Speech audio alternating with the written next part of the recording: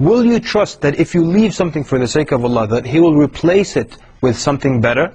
Just as in the story that we saw, and in contemporary stories. You know, there's one story, a true story that happened during our times. There was a young man, and he was very much in love with a young girl. And he wanted to marry her, but he knew the relationship they had outside of marriage was haram.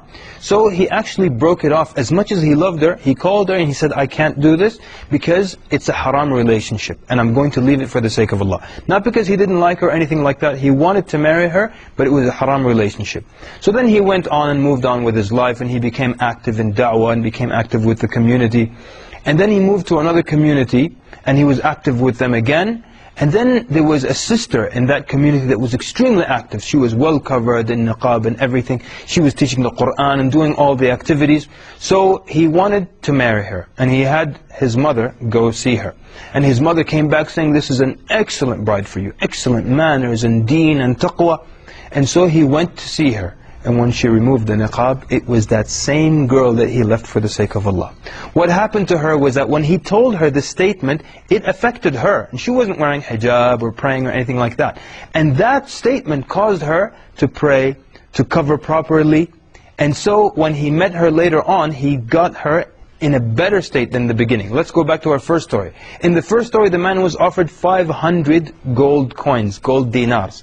And he left it, and Allah replaced him with 100,000 gold dinars. And in our second story, the young man would have married the girl, but she was not covered, she was not religious, she was not praying, and he left the relationship for the sake of Allah, and Allah gave him the same girl, because even when he left her, he was still hurt and you know, always heartbroken and things like that. So Allah subhanahu wa ta'ala gave him the same girl that he loved, but He gave her back to him, more religious, well covered, and you know, active in da'wah and things like that. So Allah subhanahu wa ta'ala replaced him something better, gave him something better in return. Let me give you this example.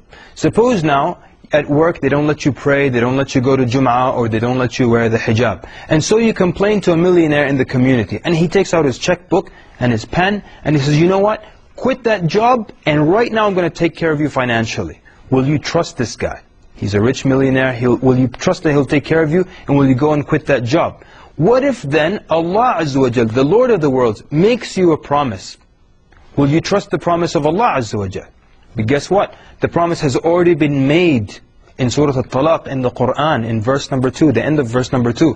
Allah subhanahu wa ta'ala tells you, وَمَن يَتَّقِ اللَّهِ يَجْعَلْ لَهُ مَخْرَجًا. Whoever fears Allah, Allah will find him a way out. And then in the beginning of the third verse, وَيَرْزُقْهُ مِنْ حَيْثُ لَا يَحْتَسِبْ. And Allah will provide for him. He will provide for him from where he least expects it.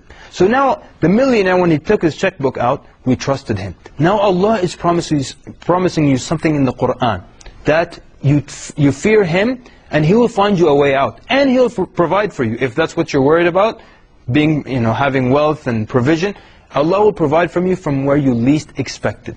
So how will you react then? Will you trust the promise of Allah subhanahu wa ta'ala, the promise that He made for you? You know, there's nothing that you leave for the sake of Allah except that Allah will replace you with better in this life or even in the next. If you now contemplate on many hadith, you will always see that if you stop something, there's another reward coming for you. For example, the Nabi ﷺ said, مَنْ تَوَاضَعَ لِلَّهِ رَفَعَهُ. Whoever humbles himself for the sake of Allah. Meaning you leave arrogance. You humble yourself, what's the result? What's the replacement? Allah will rafa'ah. Allah will increase you in rank. Whoever suppresses his anger, he will get this reward in the next life. Whoever gives up arguing, the Prophet ﷺ says, I guarantee him a house in paradise. So anytime you give something up, there is reward. So the question is, do we trust that Allah subhanahu wa ta'ala will reward us with something better, replace it with something better? So look at your life right now, and only you can do this for yourself. See what bad habits you have. See if there's something haram that you do, a haram relationship that you have. And just trust that Allah subhanahu wa ta'ala, if you give it up for His sake only, He will replace you with something a lot better.